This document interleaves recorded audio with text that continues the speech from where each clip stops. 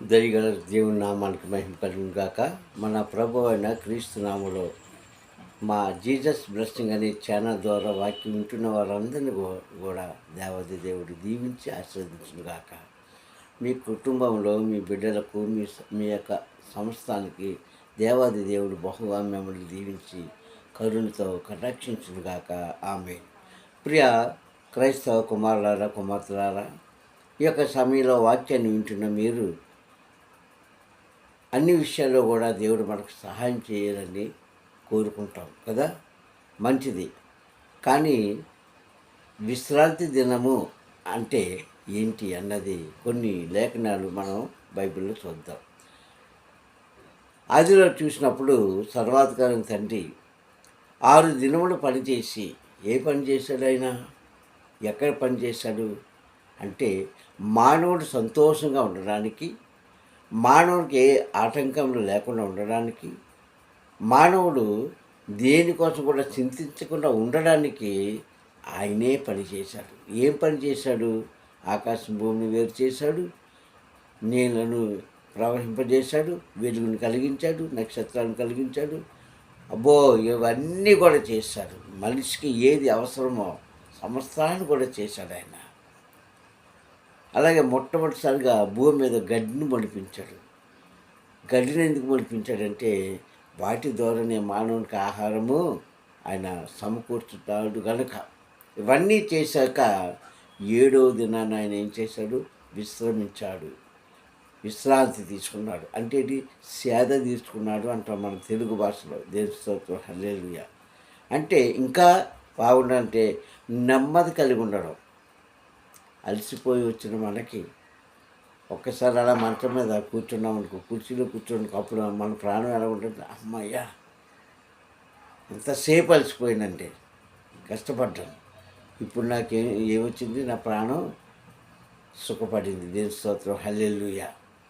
ఇది విశ్రాంతి. అయితే నిజం చెప్పాలంటే విశ్రాంతి దినం ఏ పని చేయకూడదని లేఖనం ఉంది. ఈరోజు ఎంతమంది మానేస్తున్నారు విశ్రాంతి దినం? పని చేయకుండా ఎవరి పనులు వాళ్ళే చేసుకుంటున్నారు, ఎవరి ఉద్యోగాలు వాళ్ళే చేసుకుంటున్నారు, ఎవరి జీవనోపాధి కోసం వాళ్ళే ప్రయాసపడుతున్నారు. కానీ పేరు మాత్రం విశ్రాంతి దినం. బైబిల్ బోధిస్తుంది. యేసయ్య గ్రంథం అంటాడు, నిర్మాకాండంలో కూడా అంటాడు పరమ తండ్రి, మీరు విశ్రాంతి దినాన్ని పాటించండి. ఎలా చెప్పాడండి సిద్ధాంతం? ఆ రోజు నీవు కానీ, నీ కుటుంబం కానీ, నీ ఊరి వారు కానీ, నీ ప్రాంతం వారు కానీ, ఆఖరికి పశువులు కూడా ఏ పని చేయకూడదు. పశువులు ఏం చేస్తాయండి? దాంతో మనం ఏదైనా పని చేయించుకుంటాం కదా, నెమ్మదిగా కూర్చొని నెమ్మది వేస్తూ ఉంటాయి. అది కూడా చేయొద్దని సార్ ప్రభు. అది సాధ్యమా? అసాధ్యం. అయినా దేవుడు దీవిస్తున్నాడు. కానీ ప్రియ సహోదరులారా, అందులో ఉన్న మర్మం ఏంటో తెలుసా? విశ్రాంతి అనే మర్మం మాటలో నీ మనస్సుకు నెమ్మది కలిగి ఉండాలి. అది దేవుని స్తోత్రం, హల్లెలూయా. నీ మనస్సు నీలో ఉండాలి. నీ ప్రవర్తన నీకు సహాయం చేయాలి. కానీ నువ్వు కదలకుండా మెదలకుండా మంచం మీద పడుకున్నా, కుర్చీలో కూర్చున్నా, నీ మనసు మాత్రం పని చేస్తూనే ఉంటుంది. ఏంటది? ఆలోచన. దేవుని స్తోత్రం, ప్రైజ్ ది లార్డ్. ఆలోచన చేస్తూనే ఉంటుంది. ఏంటి నా బ్రతుకు? ఏంటి మా పరిస్థితి? ఏంటి నా స్థితి? ఏంటి నా గతి? ఎంతకాలం ఇలాగా పనిచేస్తుంది నీ ఆత్మ నీలో? ప్రభు చెప్పింది ఏంటో తెలుసా? నీ మనసు నీలో కుదురుగా ఉంచుకోమని. నీ మనసును నిలకడగా ఉంచుకో, దాన్ని ఎక్కడికి పంపించవద్దు అని ప్రభు చెప్పిన విశ్రాంతి దినంలో ఉన్న మూలమైన అర్థం అది. ఈ అర్థం ఈరోజు ఎవరికి తెలియట్లేదు. విశ్రాంతి దినం అంటే ప్రభు 6 రోజులు పనిచేసి తండ్రి 7వ రోజు కూర్చున్నాడు అనుకుంటున్నారు. అందుకు చెప్పలేదు ప్రభు, నీ మనసుకు విశ్రాంతిని ఇవ్వాలి. ఇలా చేసినప్పుడు అంటాడు కదా ఆయన, కీర్తన 20 అధ్యాయంలో 3-4 వచనాలు చూసుకుంటే, నీ నైవేద్యములన్నీ కూడా ఆయన అంగీకరించి నీ కోరికను యావత్తును కూడా ఆయన సఫలపరుస్తాడంట. అప్పుడు నువ్వు ఇలా చేసి ఎలాగా నీ మనసులో ఉంచుకొని, చాలామంది మనం చూస్తూ ఉంటాం, మనుషులతో మాట్లాడుతూ ఉంటారు, ముఖాముఖిగా నవ్వుతుంటారు, లేదంటే సరదాగా ఎక్కడికి వెళ్తారు, కానీ వారి మనసులో ఆ బాధ ఉండిపోతుంది. అది ఎప్పుడు బయటపడుతుంది? ఎక్కువైపోయినప్పుడు కన్నీళ్ళ ద్వారా ఆ బాధ బయటకు వస్తుంది. ఎలా వస్తుందండి? కన్నీళ్ళ ద్వారా బయటకు వస్తుంది. ప్రియ సహోదరులారా, దేవుడు అంటున్నాడు, నీ మనసును స్థిరపరచుకో, నీ మనసును కుదురుపెట్టుకో, అప్పుడు నా ప్రార్థన చేయి, నేను నీకు సహాయం చేస్తాను. ఏ సహాయం చేస్తాడు ఆయన? నువ్వేదైతే కోరుకుంటున్నావో, నీకు ఏదైతే అవసరం ఉందో అవన్నీ కూడా దేవుడు తీరుస్తాడు. నీ కోరికను యావత్తు కూడా సఫలపరుస్తాడంట. యావత్తు అంటే నువ్వు అనుకున్నవన్నీ ఆయన సఫలపరుస్తాడు, నెరవేరుస్తాడు. నెరవేర్చే దేవుడు మనకున్నాడు.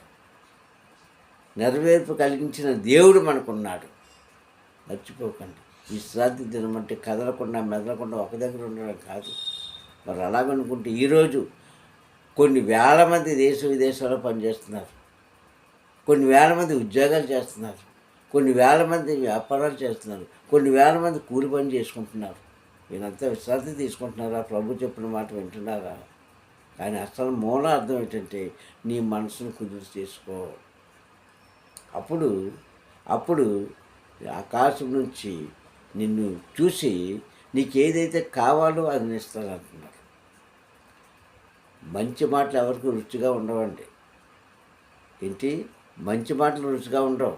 ఈరోజు వాక్యం ఎలాగైపోయిందంటే, అన్యులు చేస్తారు చూడండి నాట్యాలు, అది కావాలి క్రైస్తవుడికి. ఓ క్రైస్తవుడా, మరలా చెప్తున్నాను, ఈ నాట్యాలు, డ్యాన్సులు, కేకలు నేను పరలోక రాజు చేర్చబడదు సరి కదా. ఈ లోకంలో నేను క్రైస్తవుని అనుకుంటున్నావేమో, కానీ ప్రభు దృష్టిలో నీవు అన్యుడితో సమానమే. జాగ్రత్త, అన్యుడితో సమానమే. ఎందుకంటున్నాడు, చాలాసార్లు చెప్పాడు బైబిల్ గ్రంథంలో, ఓ నరులారా నా మాట శ్రద్ధగా వినండి. ద్వితీయోపదేశకాండం 28వ అధ్యాయంలో కూడా ఆయన అంటాడు, 1-2 వచనాలు చూసుకుంటే, నీ దేవుడని యెహోవా అంటూ అక్కడ అంటాడు కదా, నీకు ఆజ్ఞాపించిన ఆజ్ఞలన్నీ కూడా నీవు శ్రద్ధగా వినిన ఎడలా ఆశీర్వదించబడతావు. ఎంతమంది వింటున్నారండి ఈరోజు? ఎంతమందికి ఆ జ్ఞానం ఉందండి? ప్రియ సహోదరులారా, ఒకసారి మనం తెల్లగా తెలుసుకుందాం, సత్యాన్ని తెల్లగా తెలుసుకుందాం. అందుకే అంటున్నాడు, నీ యొక్క హృదయాన్ని స్థిరపరచుకో. ప్రభు మరొక క్రియ చేయకుండా ఏం చేశాడంటే నెమ్మదిల్లాడు. అదే నెమ్మదిని, అదే సంతోషాన్ని, అదే ఆనందాన్ని, అదే సౌఖ్యాన్ని, అదే సుఖాన్ని మనకి కూడా ఇచ్చాడు. మనం గ్రహించుకోలేకపోతున్నాం. ఈరోజు అంతా కూడా ప్రతి ఒక్కరికి డంబం కావాలి, డంబపు మాటలు కావాలి. ప్రియ సహోదరులారా, మరొకసారి మమ్మల్ని హెచ్చరిస్తున్న వాక్యం ద్వారా, ఇవేవి కూడా నీ ఆత్మను, నిన్ను కాదు, అంటే శరీరాన్ని కాదు, నీ ఆత్మను పరలోక రాజ్యానికి చేర్చబడదు. జాగ్రత్తగా ఆయన చెప్పిన మాట, ఈ విశ్రాంతి దినం 7వ రోజు చేయాలని సిద్ధాంతం లేదు. ప్రతిరోజు కూడా చేయాలి, ప్రతిరోజు కూడా ఆచరించాలి. ప్రతిరోజు కూడా ఆచరించినప్పుడు అంటే ఏంటి? నీ మనసును వస్తాయి, కష్టాలు వస్తాయి, కన్నీళ్ళు వస్తాయి, భార్యాభర్తల మధ్య, బిడ్డల మధ్య, తల్లిదండ్రుల మధ్య, కుటుంబాల మధ్య, స్నేహితుల మధ్య ఎన్నో వస్తూ ఉంటాయి. రాకుండా ఉండవు. కానీ దానిని ఎలా తప్పించుకోవాలి, ఏం చేయాలంటే కన్నీటితో కాదు. కానీ ప్రియ నీ బాధ, వేద, రోదనలు అన్నీ కూడా ఏదైతే నువ్వు అనుభవిస్తున్నావో దేవుడికి అప్పగించండి. దేవుడికి అప్పగించి నువ్వు ధైర్యంగా ఉండు. అది విశ్రాంతికి అర్థం. ప్రియ సహోదరులారా, దేవుడు మానవునికి కావాల్సిన సమస్తాన్ని ప్రతి క్షణం కూడా అందిస్తున్నా ఇంకా నీ దుఃఖపడుతున్నావు, ఇంకా నీ మనసును చంచలపరుచుకుంటున్నావు. కొంతమంది చూడండి, మంచి కోరి మాట చెప్తే అది మనసు అది వాళ్ళ హృదయంలో దాచుకోవచ్చు సరి కదా, వారి మాటను తోచిపుచ్చి ఇంకా దుఃఖపడుతూనే ఉంటారు. కానీ దేవుడు అంటున్నాడు, ఓ కుమారుడా కుమార్తె, నిన్ను దుఃఖపరచాలని ఉద్దేశం నాకు కాదు. నీ మనసుకు విశ్రాంతి తీసుకో, నెమ్మది తీసుకో. అప్పుడు నీ కోరిక నేను నెరవేర్చి నీకేదైతే అవసరం ఉందో అవసరాలన్నీ కూడా నేను నీకు దయచేస్తానని వాగ్దానం ఇస్తున్న దేవుడు ఈ యొక్క ఉదయకాల సమయంలో నేర్చుకోండి. నీ పిల్లల కోసం కానీ, నీ భర్త కోసం కానీ, భార్య కోసం కానీ ఆలోచనలు ఉంటాయి. కానీ నీ ఆలోచన యావత్తును సఫలపరిచి నీ కోరికను సిద్ధింపజేస్తానంటున్నాడు కనుక నీ ఆలోచన, నీ కోరిక దేవుడికి అప్పగించినప్పుడు ఆయన నిన్ను మంచి మార్గంలో నడిపించి నీ జీవితానికి నెమ్మదిని కలిగిస్తారు. అదే విశ్రాంతి. నీ జీవితానికి నెమ్మదిని కలిగించి నువ్వు ఎక్కడికైతే వెళ్తున్నావో అవన్నీ కూడా ఆయన ఏం చేస్తాడు? సఫలపరుస్తాడు, నెరవేరుస్తాడు. నిన్ను, నీ కుటుంబాలను దేవుడు దీవించి ఆశీర్వదిస్తాడు. ప్రార్థించుకుందాం. సర్వాధికారి తండ్రి, నీ పందంలో ఈ సమయంలో నీ వాక్కు ద్వారా మాతో మాట్లాడినందుకు స్తోత్రం చెల్లిస్తున్నాను. అయ్యా గొప్ప దేవ, మహిమ గల తండ్రి, నీకే స్తోత్రం. ఇదిగో తండ్రి, ఉదయకాల సమయం ఎంతమంది అయితే ఈ వాక్యం వింటున్నారు, గ్రహించుకుంటున్నారు, వారి కుటుంబంలో ఏదైతే ఉందో తండ్రి అవన్నీ కూడా తండ్రి నాన్న తొలగించి తండ్రి నెరవేర్చండి. వారి కోరికలు నెరవేర్చండి, వారి కుటుంబాన్ని స్థిరపరచండి. అనాలోచన తొలగించి నీ నామాన్ని మాత్రమే మహిమ పొందుకోమని క్రీస్తు నామములో ఈ ప్రార్థన అడుగుచున్నాను పరమ తండ్రి. ఆమేన్, ఆమేన్, ఆమేన్. అందుకు మరొకసారి ప్రభు నామములో వందనాలు. సర్వాధికారి తండ్రి మిమ్మల్ని సదా దీవించుగాక. ఆమేన్.